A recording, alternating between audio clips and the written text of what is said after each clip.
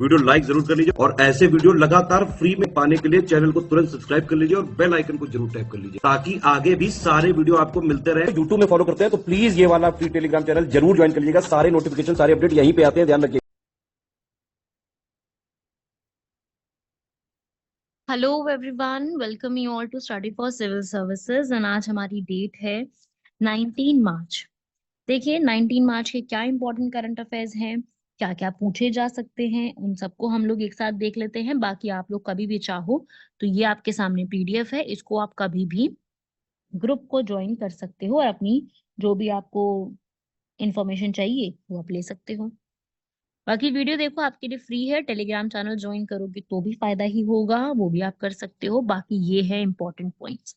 देखो आज की वीडियो बहुत इंटरेस्टिंग होगी। जब भी आप मेरे साथ पढ़ रहे हो तो पूरा नोटबुक्स लेके बैठो, मैं आपको डिटेल में समझा रही हूँ। जैसे पहला है स्नेक बाइट के ऊपर, क्योंकि अभी आपको पता ही है क्यों न्यूज में है, सब जानते हैं, सबने जरूर जरूर जरूर सुना होगा इसको। अबॉर्शन के ऊपर पढ़ेंगे, गुजरात के बायोफ्यूल के ऊपर, कोऑपरेटिव बैंक्स, ठीक है, और टाइगर सफारी के ऊपर। सबसे पहले हम लोग शुरुआत कर लेते हैं हमारे सबसे पहला स्नेक बाइट के ऊपर। अब स्नेक बाइट एनवेनमिंग, अब ये जो सब सर्पदंश विष होता है ना, उसके ऊपर अभी हमारी हेल्थ और फैमिली वेलफेयर ने इसके ऊपर एक पूरा प्लान तैयार किया है, जिसमें क्या होता है ना कि जो सांप से बाइट हो जाती है उसमें क्या होगा अगर किसी व्यक्ति को सांप से बाइट हो जाती है, उसको मतलब स्नेक बाइट हो जाती है, तो अब उसमें क्या उसको जो है वो हमको क्या वो मिलेगी, सहूलियत मिलेगी सरकार की तरफ से। तो वो एक प्लान है पूरा, ठीक है। इसे कहते हैं national action plan, SE. SE का मतलब यहाँ पर स्नेक बाइट के ऊपर है, स्नेक बाइट एनवेमिनिंग। एनवेमिनिंग का मतलब होता है जो उससे जहर होता है, ठीक है। और अभी ये बड़ा न्यूज में भी था। अब आप जानते हैं किस वजह से न्यूज में था। जो एलविश यादव हैं, वो स्नेक वेमेन प्रोवाइड करते थे रेव पार्टीज में, गुड़गांव के रीजन में।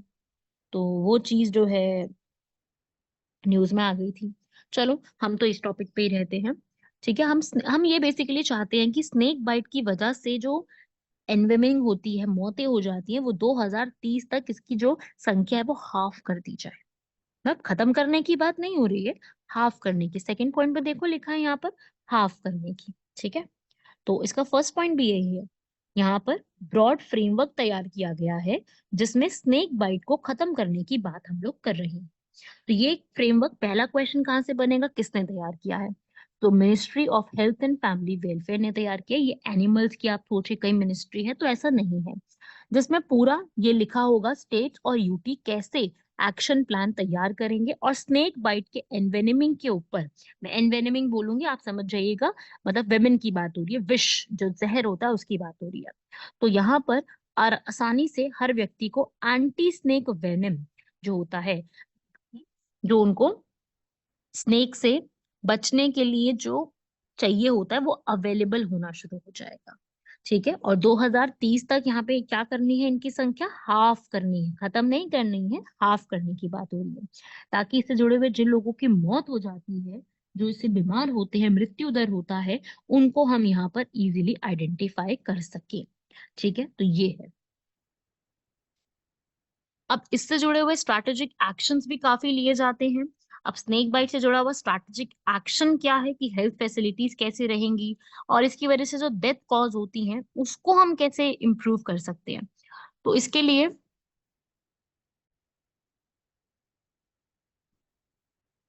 तो उसके लिए सारी हेल्थ फैसिलिटीज यहाँ पे होने जरूरत है। अब उसके लिए हम लोगों को पूरी एजुकेशन पे अवेयरनेस लेके आनी होगी, है ना। वेनम का कलेक्शन जो है कहाँ पे होता है, क्या चीजें हैं, वो हर चीज इसकी तैयार करनी होगी। और एनिमल और एग्रीकल्चर से जुड़ी हुई भी यहाँ पर तैयारी पूरी देखनी होगी। क्योंकि पता है ये ऐसा है, जो ये स्नेक बाइट का जो कॉन्सेप्ट है, ये स्नेक बाइट डब्ल्यूएचओ ने ना इसको ला लगा हुआ है high priority neglected tropical disease. मतलब कोई ध्यान ही नहीं देता यार इस बात के ऊपर। आपने भी सुना होगा, कभी सुना है इस चीज के बारे में, बहुत ज्यादा सुना होगा कभी ऐसा सरकार इस पे एक्शन ले रही है, कुछ नहीं। क्यों? क्योंकि ये डब्ल्यूएचओ ने भी बताया है कि उच्च प्राथमिकता वाले उष्पेक्षित उष्णकटिबंधीय रोग में आता है। मतलब कोई ध्यान ही नहीं देता यार इस चीज के ऊपर। है ठीक है, नहीं है, वैसा ही साहब है। तो ये लाइफ थ्रेटनिंग एक डिजीज है, ठीक है। लाइफ थ्रेटनिंग है, जान जाती है बिल्कुल। बहुत लोगों के आपने सुना होगा सांप के काटने की वजह से जान चली गई, तो वो चीज है। ठीक है, हेल्थ रिस्क में आता है सबसे ज्यादा आपको ये कहाँ देखने को मिलेगा? Africa, middle east, Asia, Oceania और लैटिन अमेरिका। सबसे ज्यादा ये इन रीजन्स में आप थर्ड पॉइंट रीड करो। तो ये वही है जो डेवलपिंग कंट्री है वहां पर, क्योंकि डेवलप्ड कंट्री तो ऑलरेडी इसको इरेडिकेट कर चुकी है ना। जहां पर ये मिलते हैं वहां पर सबसे ज्यादा, और कई बार इससे जान नहीं भी जाती तो उससे क्या हो जाता है, उससे कई बार कोई शरीर में दिक्कत आ जाती है, आंखों से दिखना बंद हो जाता है, स्ट्रेस हो जाता है बॉडी में, कोई नर्व में दिक्कत आ जाती है। तो जरूरी नहीं है हर बात इसका मौत ही कारण हो। इंडिया में भी 50,000 से ज्यादा डेथ जो है वो इस पे हुई है स्नेक बाइट्स की वजह से।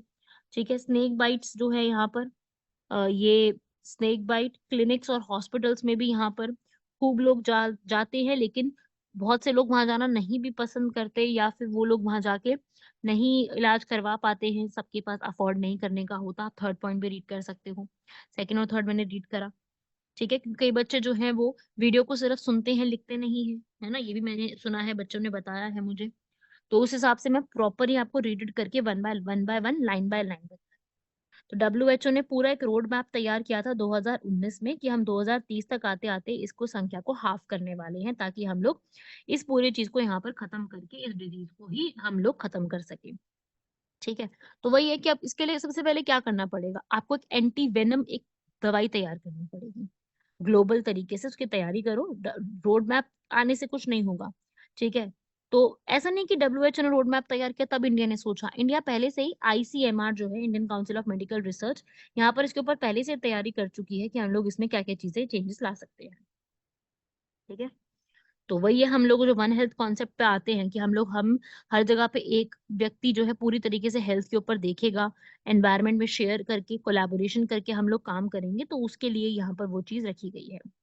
अब हम हमने एक वर्ड पढ़ा, निग्लेक्टेड ट्रॉपिकल डिजीज। एक वो ये उपेक्षित उष्णकटिबंधीय रोग वो रोग होते हैं जो कि अफ्रीका, एशिया और अमेरिका के विकासशील क्षेत्रों में ज्यादातर देखने को मिलते हैं, और ये पिछड़े समुदायों में सबसे ज्यादा देखने को मिलते हैं, जो जंगलों के आसपास रहते हैं, जंगलों के से होने वाले उनको बीमारियां वहां पे लग जाती हैं, या फिर वो लोगों के पास सुविधाएं नहीं है कि वो अपना ध्यान जो है पूरी तरीके से रख सके, या फिर सरकार की जो ड्रग्स होते हैं या फिर सरकार की जो वैक्सीन मिलती हैं वो टाइम से लगवा सके, उसकी नॉलेज भी नहीं होती कई लोगों को, ना ही उनके बारे में उनको पता होता है। तो इस तरीके से बहुत सारे ऐसे डिजीजेस हैं जो कि यहाँ पर याद रखिएगा, इसे निग्लेक्टेड ट्रॉपिकल डिजीज कहते हैं, जो कि वायरस, बैक्टीरिया, प्रोटोजुआ, बॉम्ब्स वगैरह से कॉज होते हैं। और इन डिजीजेस को फंड भी कम मिलते हैं, उन पे ध्यान कम दिया जाता है। जैसे क्या होता है ना कि हम लोग सबसे ज्यादा टीबी पे ध्यान देते हैं, एचआईवी, एड्स, मलेरिया, डेंगू, इस पे खूब ध्यान देते हैं। पर ये वाले जो जितने भी डिजीजेस हैं इन पे कोई ध्यान ही नहीं दिया जाता। जब इन पे ध्यान नहीं दिया जाता तो इनको फंडिंग भी नहीं मिलती है, फंडिंग नहीं मिलेगी तो वही बात है कि फिर उतना ध्यान नहीं देंगे, फंडिंग नहीं मिलेगी तो उसको फिर इलाज कैसे होगा, उसका इलाज ही नहीं हो पाता फिर। तो उसे हम क्या बोलते हैं यहाँ पर, ये कॉन्सेप्ट इसे कहते हैं हम यहाँ पर। ठीक है, तो वही है कि अब सरकार यहाँ पे एक्शन प्लान लेके आई है स्नेक बाइट के ऊपर, तो सही है, ये डिजीज के ऊपर ध्यान दिया जाएगा, तो नंबर ऑफ डेथ भी कम होगी इसके अंदर, स्नेक बाइट से चीजें ठीक होंगी यहाँ पर, और इश्यू सॉल्व करने का हमारे पास एक सोल्यूशन अच्छा सा निकल के आ जाएगा। ठीक है भाई, क्लियर हुआ? फर्स्ट आर्टिकल मैंने बहुत डिटेल में आपको समझाया, आई होप आप लोगों को पूरा ये आर्टिकल समझ में आ गया होगा। समझ में आया तो बहुत अच्छी बात है, नहीं समझ में आया तो भी कोई बात नहीं, वीडियो दोबारा से देखो, स्टार्टिंग से लेके दोबारा से देखना शुरू करोगे, अपने आप और चीजें क्लियर हो जाएंगी। ठीक है, और एक चीज मैं आपको बता दूं, जो बच्चे यहाँ पर वीडियो मेरी देख रहे हैं, वीकली करंट अफेयर्स पूरे के पूरे देखो, मैं आपको एक टीचर होने के नाते एक अच्छा सॉल्यूशन बता रही हूँ अपने करंट अफेयर्स के लिए। आप डेली वाला तो फॉलो कर ही रहे हो, है ना, सीख रहे हो ना उससे, आप वीकली भी साथ में सुनो। वीकली का जो है, अगर आपको कहते हो कि भाई हमें प्लेलिस्ट नहीं मिल रही है, हमारा अपलोड नहीं हुआ, ये जो भी आप कहते हो, तो मैं बता रही हूँ, आप क्या करो, आप लोग यूट्यूब पर study for civil services weekly current affairs playlist डाल दो, या फिर करंट अफेयर्स प्लेलिस्ट डाल दो, प्लेलिस्ट वर्ड लिखो, नीचे जाओगे ना तो प्लेलिस्ट आ जाएगी पूरी, उसमें सारे वीकली करंट अफेयर्स है, उसमें करंट अफेयर्स का पूरा सेक्शन है, उसमें पिछले 9 महीने का करंट अफेयर, पिछले 3 महीने का, फेब्रुवरी, काफी सारे करंट अफेयर्स है उसके अंदर, तो आपको कोई समस्या ही नहीं आएगी, आपको सारा ही एक साथ वहां पे मिल जाएगा। ठीक है, उसमें प्लेसेस इन न्यूज का टॉपिक भी है, तो अगर आप जब भी बैठे हो करंट अफेयर्स को पढ़ने के लिए, तो मैं आप लोगों से एक ही बात कहूंगी कि पूरा एक साथ बैठ के पढ़ो। ठीक है, ऐसा नहीं कि आज थोड़ा पढ़ लिया कल पढ़ लिया, अरे एक साथ बैठ के काफी सारी चीजें पढ़ो, मतलब ऑब्वियसली एक दिन में सब कुछ नहीं पढ़ सकते, पर चीजों को एक साथ पढ़ना शुरू करो। ठीक है, तो ये सारे फैक्ट्स आपको इस तरीके से पढ़ने पड़ेंगे, तभी जाके आपकी पढ़ाई बहुत अच्छे से हो पाएगी। क्लियर हुआ? अगर आपको पढ़ाई अच्छे से करनी है तो यही सॉल्यूशन मुझे एक पता है, आप इसको पढ़िए, ऐसे करिए, ठीक है? ये सब तैयारी करो अपनी, और कोई भी समस्या होती है मुझे कमेंट बॉक्स में बताओ, मैं आपकी सारी समस्या यहाँ पे सुनूंगी और सब कुछ यहाँ पर आपको सॉल्यूशन के रूप में प्रोवाइड किया जाएगा।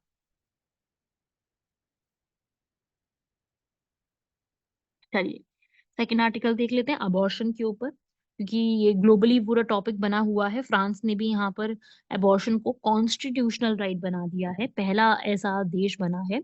4 मार्च को उन्होंने अबॉर्शन का जो शब्द है और ये सारी चीजें, ये उन्होंने संविधान में ऐड कर दिया। तो ये काफी बड़ी बात होगी ना संविधान में, क्योंकि अभी तक तो किसी के संविधान में ये बात लिखी नहीं, इंडिया में भी नहीं लिखी है। अबॉर्शन कराने का राइट एक संविधान में लिखा है, ऐसा नहीं है। हाँ, ये लिखा हुआ है हमारा आर्टिकल 21 में। तो हमारा आर्टिकल 21 है ना फंडामेंटल राइट्स का, उसमें लिखा है कि विमेन के पास राइट है कि वो अपने रिप्रोडक्टिव चॉइसेस बना सकती है। भाई मतलब उसने क्या करना है, कैसे करना है, वो चॉइसेस बना सकती है, पर ऐसा नहीं लिखा कि वो अबॉर्शन करा सकती है, ऐसा लिखा नहीं हुआ है, ठीक है? तो ये आया था वहां पर, प्रेसिडेंट इमामुल मैक्रोन जो है वो लेके आए थे, क्योंकि यूएस में भी देखा था उन्होंने ये चीजें, उन्होंने ये 780 से 722 votes palace of Versailles, Versailles पता है ना, पेरिस फ्रांस में है, तो वहां पर सपोर्ट मिला बढ़िया तरीके से। अब मैं बात करें इंडिया, क्योंकि अब वहां तो चलो मिल गया, वहां तो पास हो गया, अपने को इंडिया के बारे में पढ़ना है कि इंडिया में क्या सीन चल रहा है। देखो भाई, इंडिया की अगर मैं बात करूं तो लीगल है अबॉर्शन करवाना, लेकिन ऐसा नहीं है कि आप कभी भी अबॉर्शन करा सकते हो, नहीं। आप अबॉर्शन 20 हफ्ते तक करा सकते हो, क्योंकि ये इस एक्ट में लिखा है, मेडिकल टर्मिनेशन एक्ट करके एक एक्ट आया था, एमटीपी कहते हैं उसको, ठीक है, इंग्लिश हिंदी दोनों में यही बोलते हैं। वो एक्ट के तहत 20 हफ्ते तक आप करा सकते हो, लेकिन 24 हफ्ते तक भी करा सकते हो अगर आपका रेप केस है या फिर कोई मेडिकल प्रॉब्लम और है उसके केस में, ठीक है? तो ये चीज थी, पहले सबसे पहले एमटीपी एक्ट 1971 में आया था, फिर ये चेंज करके 2021 में आया, जिसमें विमेन जो है वो सेफ अबॉर्शन करा सकती हैं कॉन्ट्रासेप्टिव फेलियर होने की वजह से। इसकी लिमिट 24 हफ्ते भी बढ़ा दी गई, 20 और 24 याद रखिएगा, कुछ केसेस में 24 है, वैसे 20 है, ठीक है? तो ये चीज है प्रेगनेंसी का, यहाँ पर अबॉर्शन राइट्स के ऊपर। पहले 12 हफ्ते थी, इसको 20 हफ्ते कर दिया गया, ठीक है, ये चीज भी चलो लिमिट रिवाइज कर दी है, ठीक है, फिर इसको 24 भी कर दिया गया कुछ केसेस के लिए, तो ये लिमिट जो है वो बढ़ाई जा रही है। लेकिन वही है कि आपको इस प्रोसीजर के लिए पूरा टाइम लिमिट वगैरह, और इससे भी ज्यादा चाहिए, अगर मतलब 24 से भी ज्यादा अगर आपको चाहिए टाइम लिमिट, तो आपको उससे परमिशन लेनी पड़ेगी स्टेट से। अब आप अपनी मर्जी से नहीं करा सकते, स्टेट से परमिशन पूरी लेनी पड़ेगी, ठीक है? तो ये है इंडिया के अबॉर्शन राइट्स। सुप्रीम कोर्ट ने भी इसके ऊपर यही बात बोली है। सुप्रीम कोर्ट ने भी यही बात बोली है कि कोई भी वुमेन हो, भाई कोई फर्क नहीं पड़ता मैरिड है या वुमेन अनमैरिड है, ठीक है, उनको अबॉर्शन की इक्वल राइट्स दिए हैं 24 हफ्तों तक। बहुत सही है, मेरे हिसाब से बहुत अच्छी चीज है, ऑल वुमेन के लिए कर दिया है, कोई फर्क नहीं पड़ता कि फीमेल मैरिड है या अनमैरिड है, ये उसकी खुद की चॉइस है। ऐसा बोला गया कि दिस इज हर चॉइस, ठीक है? तो माइनर्स के लिए भी रखा गया है ये चीज, ठीक है भाई? तो मैरिड और अनमैरिड वुमेन के बीच में कोई भेदभाव यहाँ पे नहीं किया गया है कि भाई मैरिड होगी तो, मतलब होता है ना, अलग अलग भ्रांतियां होती है लोगों की यहाँ पर। तो भाई खैर वो भ्रांतियां हमको नहीं पढ़नी, हमको तो मेन इंपॉर्टेंट कॉन्सेप्ट के बारे में समझना है, ठीक है? आगे बढ़ते हैं। अगर मैं पूरे वर्ल्ड के साथ कंपेयर करूँ, इंडिया के पढ़ लिया आपने, अब पूरे वर्ल्ड के साथ कंपेयर करते हैं। कुछ हो गए भाई, लिमिट अलग होती है, कईयों में नहीं होती है, तो हर एक जगह पे डिफरेंट डिफरेंट है। तो अबॉर्शन राइट्स हर जगह के वहाँ की कंट्री की जो पूरी सिचुएशन है उसके हिसाब से किए जाते हैं, तो उसमें कोई एक फुल फ्लेज्ड एक तरीका नहीं होता है, वो हर जगह के डिफरेंट डिफरेंट होते हैं। इसलिए ये चीज जो है, कंक्लूजन में भी यही बोलूंगी मैं कि फ्रांस ने बहुत अच्छा स्टेप लिया है, और इसमें डिफरेंट डिफरेंट चेंजेस हो सकते हैं, हर एक जगह के, हर एक प्लेस के डिफरेंट डिफरेंट इसके सिनेरियोस रह सकते हैं, ठीक है? क्लियर हुआ सेकेंड आर्टिकल? चलिए बढ़ते हैं हमारे थर्ड आर्टिकल की तरफ, गुजरात का बायोफ्यूल इनिशिएटिव, क्योंकि गुजरात की सरकार ने biofuel, bio compressed natural gas, bio CNG के ऊपर ध्यान दिया है। गुजरात की डेयरी कोऑपरेटिव ने स्टार्ट करा है, ठीक है, बायो सीएनजी डीजा थराड हाईवे पर शुरुआत किया है, एक आउटलेट बना दिया उसका, एक ना ये रीजन का नाम है, डीजा थराड गुजरात के एक हाईवे का नाम है जहां पर ये चीज आ गई है, ठीक है, शुरुआत कर दी गई इसकी। तो वो एक इंडिया का पहला ऐसा गैस फिलिंग स्टेशन है जो कि गैस कैसे भर रहा है, dung from the cattle and buffalo, में हिंदी में समझा देती हूँ, गोबर पर आधारित भारत का प्रथम और एकमात्र गैस फिलिंग स्टेशन है, ठीक है, जो कि 550 से 600 किलो गैस जो है पूरे एक दिन में सेल करता है, 40 टन जो है अपने 4 एकड़ के प्लांट में सेल करता है, इसे कहते हैं बायोफ्यूल यहाँ पे सेल करना। ठीक है, इस आउटलेट का ओनर कौन है? बनसकंठा डिस्ट्रिक्ट कोऑपरेटिव मिल्क प्रोड्यूसर्स हैं, जो कि 40,000 किलो डंग जो है गोबर रोज लेके आते हैं और फिर उससे बनाया जाता है ये चीज बायोगैस का। ठीक है, तो ये चीज है एक। अगर कोई भी हम गोजातीय पशु की बात करें तो 15 से 20 किलोग्राम ताजा गोबर डेली देता है और बछड़ा 5 से 10 किलो। ठीक है, और जो भी ताजा गोबर होता है उसमें 80 से 85% जल की मात्रा होती है। सूख जाने पर 1 किलो का वजन बमुश्किल 200 ग्राम हट जाता है। ठीक है, ये बात है। तो जो भी बायोगैस प्लांट है ना उसमें फ्रेश डंग चाहिए होता है, मीथेन और वाटर के साथ, क्योंकि बायोगैस में जो डंग होता है, गोबर होता है, उसमें मीथेन होता है, मीथेन के साथ वाटर चाहिए होता है। ठीक है, मीथेन उनके र्यूमेन में, जो उनका वो होता है ना, र्यूमेन मतलब क्या कहूँ उनको, इंटेस्टाइन जो होती है वहां पे प्रोड्यूस होता है। ठीक है, क्योंकि वो पौधे वगैरह खाते हैं तो उनसे वहां पे उनका मीथेन भी होता है, तो वो उनको हेल्प करता है। तो ये चीज है इसके अंदर, इसलिए ये पूरा एक कॉन्सेप्ट न्यूज में था, जो कि बायोफ्यूल एक इनिशिएटिव के रूप में जाना जाता है। उन्होंने यहाँ पर बायोफ्यूल से जुड़ी हुई इसको पूरा लागू करा है। भारत का पहला ये एक ऐसा जगह बनी है जहाँ पे ये चीज की गई है, तो बहुत जरूरी है। ठीक है, ये हमारे हमारे लिए पढ़ना इम्पोर्टेंट हो जाएगा, इसी इसी रिस्पेक्ट में इम्पोर्टेंट हो जाएगा पढ़ना। ठीक है, समझे भाई? तो आपको ऐसे ही लर्न करना पड़ेगा ये चीज। ठीक है भाई, आगे देखते हैं। फ्यूल प्लस फर्टिलाइजर की तरह काम कर रहा है ये रॉ डंग जो है, जो ये गोबर है, ये बायो सीएनजी प्लांट में इक्वल क्वांटिटी में मिल करके हेल्प करता है एनारोबिक डाइजेशन के अंदर। ठीक है भाई, उस पूरे प्रोसेस में। तो ये था छोटी सी पॉइंट आपको जो याद रखना है। सिर्फ ये फ्यूल नहीं है, ये बायो फर्टिलाइजर के रूप में भी खूब तरीके से काम करता है। और ऐसा नहीं कि ये पहली बार यहाँ किया गया, बहुत से लोगों ने और भी इसके ऊपर ध्यान दिया है। मुझकुआ विलेज भी है आनंद वहीं पर ही गुजरात में, वहां पे भी ये चीज स्टार्ट की गई थी। ठीक है, क्योंकि उस टैंक के अंदर जो है 50 किलो का डंग मिलता है, 50 किलो का वाटर, 50 लीटर का वाटर मिलता है, तो काफी सारी चीजें हेल्पफुल में आ रही थी। तो अलग अलग लोगों ने यहाँ पर अलग अलग तरीके से चीजें जो है यहाँ पर परफॉर्म करी है।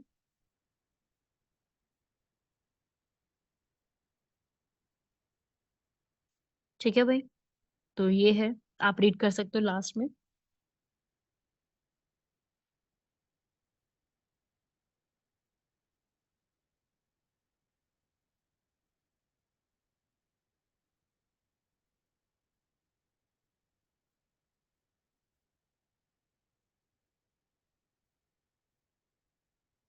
ठीक है भाई, आगे बढ़े। इसके बाद फोर्थ आर्टिकल आपने रीड कर लिया यहाँ तक। फोर्थ है अर्बन कोऑपरेटिव बैंक।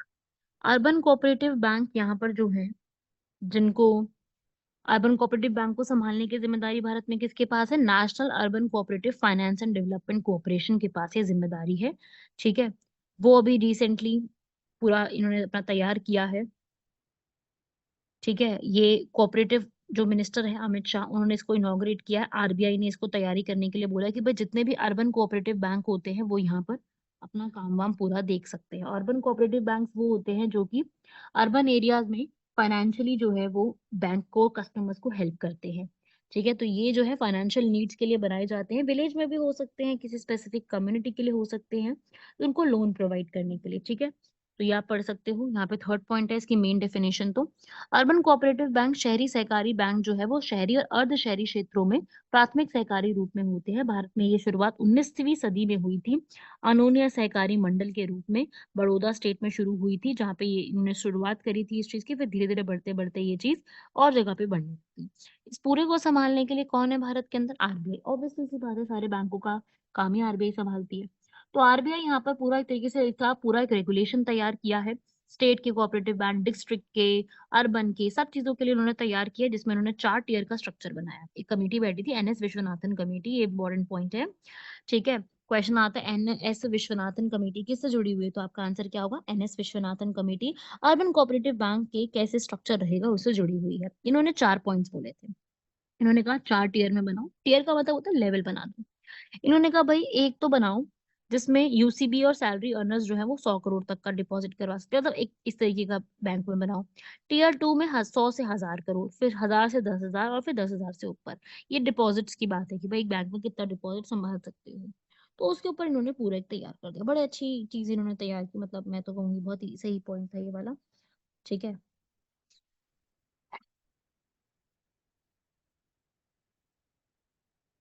अब लेकिन प्रॉब्लम ये होती है ना कि चलो ठीक है बना दिया, बैंक तो बना दिया, बैंक तो काम भी कर रहा है, पर प्रॉब्लम्स क्या है? प्रॉब्लम सबसे बड़ी ये है कि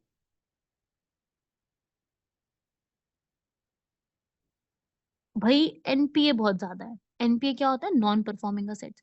ले गए लोग लोन। अब लोन लेने के बाद उन्होंने गिरवी रख दिया था या उन्होंने जो भी चीज यहाँ पे दी थी, अब लोन नहीं वापस चुका पाए, तो ये नॉन परफॉर्मिंग असेट जो होते हैं ना, गैर निष्पादित परिसंपत्ति है, ये सबसे बड़ी प्रॉब्लम है। ठीक है, टेक्नोलॉजी उतनी अच्छी नहीं है अभी बैंकिंग की, मतलब है, मतलब कुछ बैंक की टेक्नोलॉजी काफी अच्छी है अर्बन एरियाज में, लेकिन कई बैंक की टेक्नोलॉजी उतनी ज्यादा भी सही नहीं है, जो कि सही करने की जरूरत है अभी। ठीक है, तो यहाँ पर मॉडर्न बैंकिंग सर्विसेज लेकर के आए तभी इसको इम्प्लीमेंट करें, वरना कोई फायदा नहीं है इसको इम्प्लीमेंट करने का, और फ्रॉड को यहाँ पर खत्म करें, क्योंकि आपको भी पता है कि बैंक की कोई भी चीजों में जो कमी होती है उसको फ्रॉड के रूप में भी देख लिया जाता है। तो ट्रांसपेरेंसी लेके आओ, पारदर्शिता लेके आओ, लिखा है ना यहाँ पर। क्रेडिट रिस्क मैनेजमेंट लेके आओ, कैपेसिटी बिल्ड करो, स्किल्स बढ़ाओ, लोगों की ऑपरेशंस करवाओ उनसे, और समझाओ कि किस तरीके से कैसी चीजें कर सकते हैं। पहले खुद इसका पूरा प्रॉपर एक रिसर्च वर्क करके प्रॉपर निकालो। प्रॉपर रिसर्च वर्क करने के बाद इसके ऊपर सॉल्यूशंस निकालोगे तो वो ज्यादा सही रहता है। ठीक है, तो वो चीज है यहाँ पर। और आपको आई थिंक क्लियर हो गया होगा क्या क्या क्वेश्चन बन सकते हैं, किसने लॉन्च किया, कौन सी मिनिस्ट्री के अंडर आता है, और ये जो पूरा अर्बन कोऑपरेटिव बैंक है इसका फ्रेमवर्क किसने तैयार किया है, और कमेटी का नाम क्या था, कितने स्ट्रक्चर बताए थे उन्होंने। ये सब चीजें पूछी जाती है एग्जाम में सबसे ज्यादा। ठीक है, तो इसको आप रीड कर लीजिएगा। कोऑपरेटिव बैंक्स के बारे में ये सारे पॉइंट्स थे।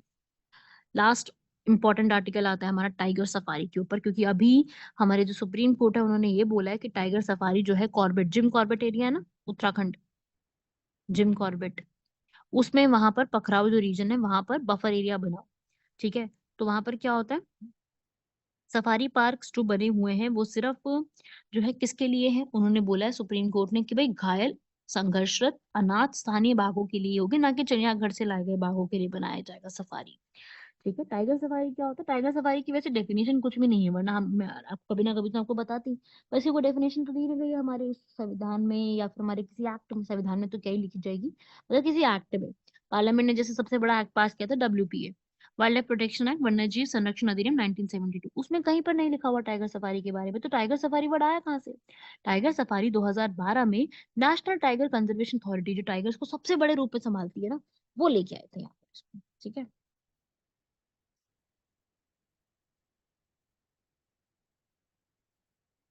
समझे भाई?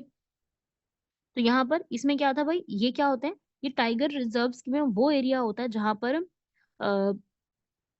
आप यूं कह सकते हो कि बाघों को देखने के लिए मुख्य अथवा महत्वपूर्ण बाघ अधिवास में पर्यटकों की भारी आदम, जहाँ पर भीड़ जमा होती है, उसे हम कहते हैं यहाँ पर टाइगर सफारी। तो ये टाइगर रिजर्व में बने हुए एक रीजन होते हैं यहाँ पर। ठीक है, तो टाइगर सफारी हमें फॉरेस्ट में क्यों बनाना है? ताकि वहां पर टूरिज्म जो है वो कम हो, मतलब टूरिज्म बढ़े, लेकिन टूरिज्म का लोड कम हो जाए। ऐसा ना हो कि वाइल्ड लाइफ, जैसे होता है आप लोगों ने टाइगर सफारी की भी होगी, जैसे जिम कॉर्बेट में जाओ तो टाइगर सफारी होती है। जैसे मैं गई थी रणथंभौर में, रणथंभौर में टाइगर सफारी करी है, सरिस्का टाइगर रिजर्व में करी थी, नहीं रणथंभौर में करी थी, सरिस्का में नहीं करी थी।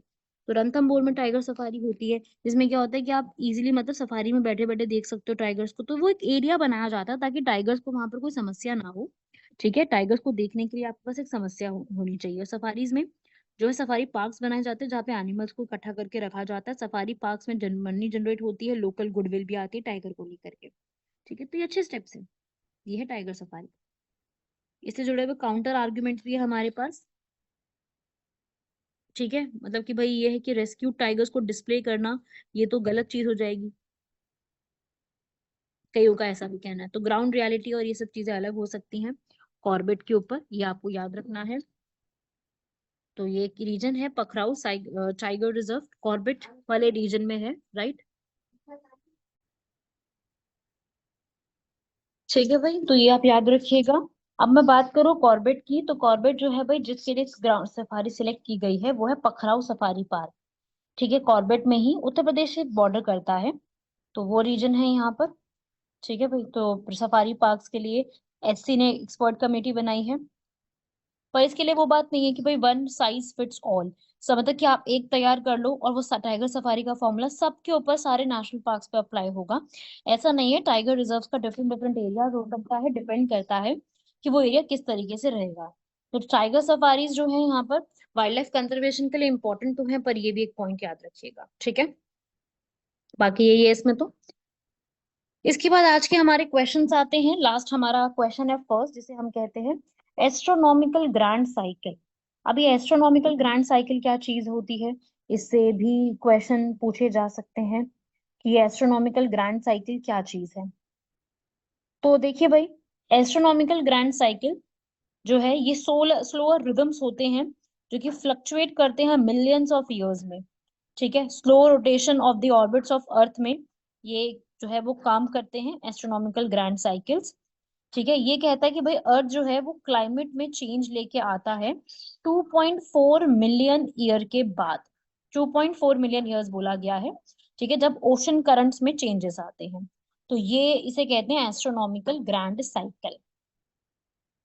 तो फर्स्ट स्टेटमेंट तो ठीक लिखी हुई है, astronomical grand cycle 2.4 million year की एक साइकिल होती है जिसकी डीप ओशन करंट्स इन्फ्लुएंस होते हैं, और ये अर्थ और मार्स के बीच में ग्रेविटी के इंट्रैक्शन को भी चेंज लेके आता है। ठीक है, जब भी हमारे अर्थ और मार्स के ऑर्बिट्स बने हुए उसमें चेंजेस आते हैं। ठीक है, तो जब भी इन्फ्लुएंस होता है दोनों के बीच में, अर्थ और मार्स के बीच में, जिसकी वजह से ओशन करंट्स आते हैं, जिसकी वजह से 2.4 मिलियन ईयर्स के बाद कुछ ना कुछ चेंजेस आते ही आते हैं यहाँ पर। ठीक है, तो ये चीज है, याद रखिएगा। जुपिटर और सैटर्न से जुड़ी हुई भी एक साइकिल है जिसे कहते हैं मिलानकोविच साइकिल। ठीक है, मिलानकोविच साइकिल, जो कि अर्थ, जुपिटर और सैटर्न की वजह से जुड़ता है। और अर्थ और मार्स वाली जो साइकिल है उसे एस्ट्रोनॉमिकल ग्रैंड साइकिल कहते हैं। ये डिफरेंसेस दोनों के बीच में याद रखिएगा। लास्ट क्वेश्चन है आज का हमारा, NFECS। ठीक है, दोनों के बीच में है एक NECCE, national curriculum for early childhood care and education. ठीक है, तो ये है इस तरीके से दो कॉन्सेप्ट, इजी कॉन्सेप्ट है, फटाफट इसको हम लोग समझ लेते हैं। आप यहाँ पे पढ़ सकते हो। जो अर्ली चाइल्डहुड केयर है वो 3 to 6 ईयर्स के लिए है, जबकि NFECS बर्थ से 3 ईयर्स तक के लिए है। तो पहले जब बर्थ हुआ, बर्थ में NFECS है। ठीक है, मतलब कि अर्ली चाइल्डहुड स्टिमुलेशन कहते हैं इसको।